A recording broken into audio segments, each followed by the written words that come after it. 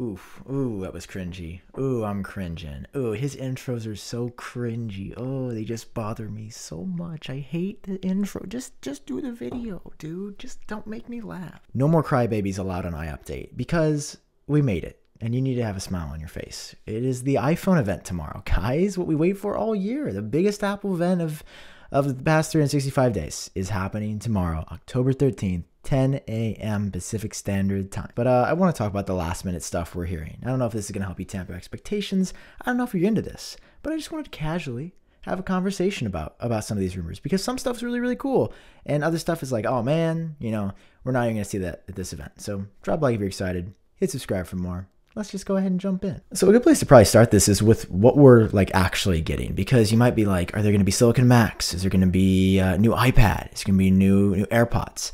None of that is coming. Tomorrow's event is all about the iPhone. 4 new models: iPhone 12 mini, iPhone 12, iPhone 12 Pro, iPhone 12 Pro Max. I feel like a school teacher. You guys know the drill. It's all about the iPhone. And then we're getting a couple of other things as well. So we're getting a new version of the HomePod, a smaller $99 version, which I'm actually really excited for, and a new wireless charger option from Apple. It's going to be 15 watts, really fast wireless charging. It's going to have like some magnets in it. Oh, and we're going to get the order date for the iPad Air. We think orders are going to go live tomorrow. So if you've been waiting to order this new iPad Air that Apple announced literally a month ago at this point, pretty much, and for some reason it's not coming out until the iPhone event, and they just wanted to announce it early for some reason. So the iPad Air, you should be able to order it sometime tomorrow or later this week. And I know I'm putting my order in, the Touch ID power button, the super, thin bezels, like it's a pretty sweet device. Okay, so let's start off with this kind of crazy leak that is very up to interpretation. Listen, I know I've seen a lot of comments, people saying, this is a horrible Photoshop. And yes, if you zoom in on this official Apple iCloud.com icon, things look misaligned. But a lot of the icons on iCloud are misaligned because they're this big when you look at them. Basically, if you compare the notch on this icon that shows up when you pull up an iPhone 12 model number, it's like iPhone 13,1 through 13,4. These are the new model internal names for the iPhone. You get this icon, and if you compare the notch sizes between like an iPhone XR and this, yeah, it does look a little bit different. In fact, the notch is a little bit skinnier and the curvature is different. Now, we've seen wide reports that the size of the notch is not really changing, but I mean, I could see this being the case. Like the design of the rest of the phone is changing. Why would the curvature of the notch not change at least a little bit? So I have a feeling that this could be real, but it could also very well just be a really bad placeholder image. That's sort of the consensus, but I want to share this because we'll find out in a few hours, but the curvature is what gets me. Like the curvature of the notch is a little bit different. So it's like, why would that be a bad Photoshop? Why wouldn't they just recycle the same old icon? What would be the point of changing it with a different notch configuration at all? Something to think about. In the past few days, it's become really clear that one of the big focuses for the iPhone 12 series, though, is going to be the cameras. And this is something we hear every year. It's going to have a faster processor, and it's also going to take really, really great photos.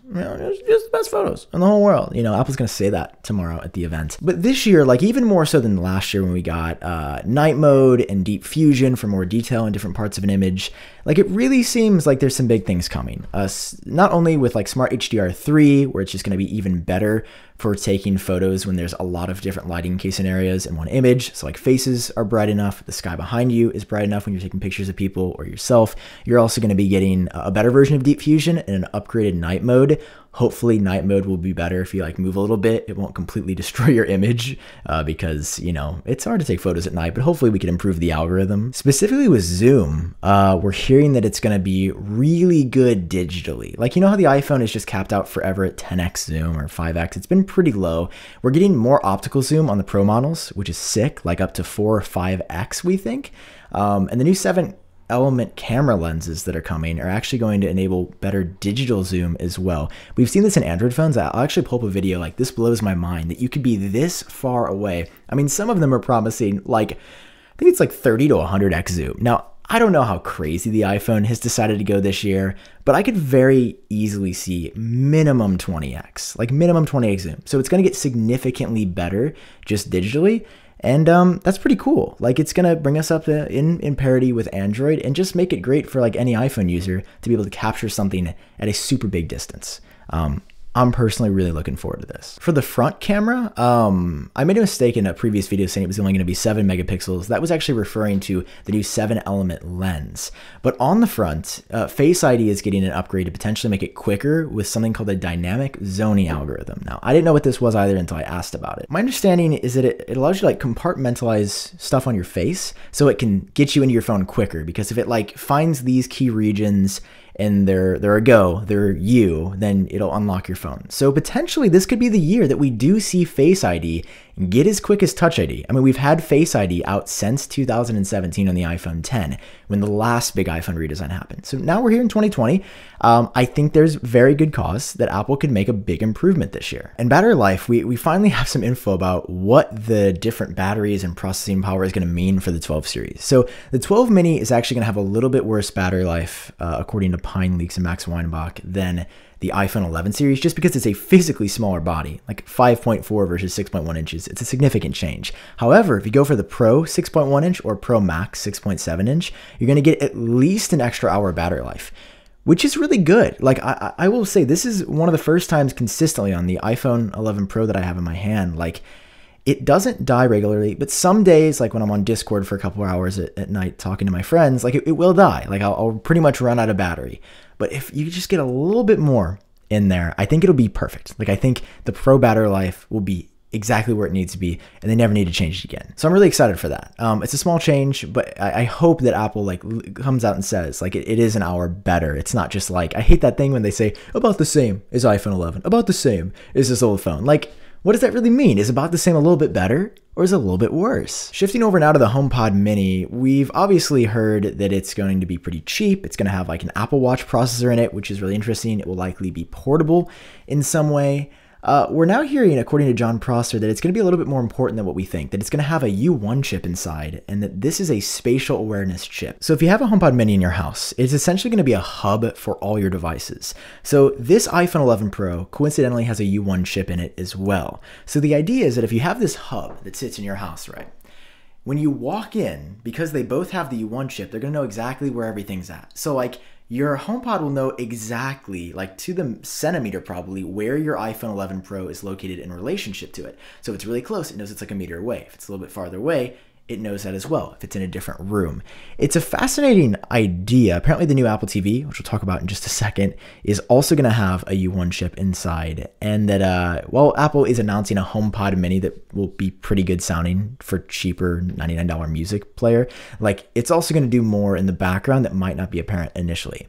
So that's cool. I'm going to get a HomePod Mini. I'll let you guys know what I think about it, because I've been looking for a portable speaker. Just please have it have Bluetooth. Like if Apple announces a speaker tomorrow and it doesn't have Bluetooth, like the original HomePod, I'm going to be really upset. I will be honest, I'm not going to buy it if it doesn't have Bluetooth. There's no point for me unless it has Bluetooth. And this brings us to probably the biggest toss-up for tomorrow, which is weird because it's not even that exciting of a product. A new Apple TV. Jon Prosser says no Apple TV is coming. He's like 70-80% accurate. He's got a very good tracker. He says no Apple TV tomorrow.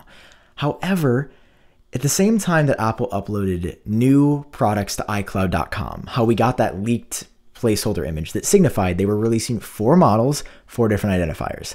Earlier today, like they uploaded a placeholder for a new Apple TV.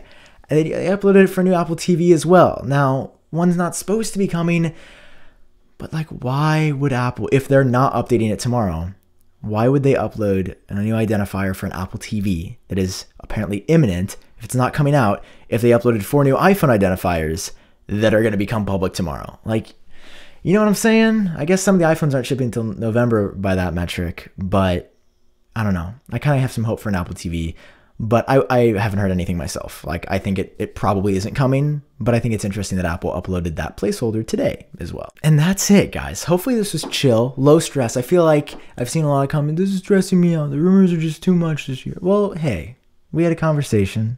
We got through it together. I hope you had some fun along the way, okay?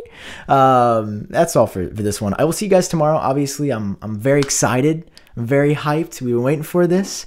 And I will have tons of coverage out with some pretty good content tomorrow. I'm excited for it. All right, hope you guys enjoyed it. If you did, drop a like, hit subscribe for more. And I'll catch all of you in my next video. See you tomorrow. Next time I talk to you, we're going to know what the iPhone 12 looks like.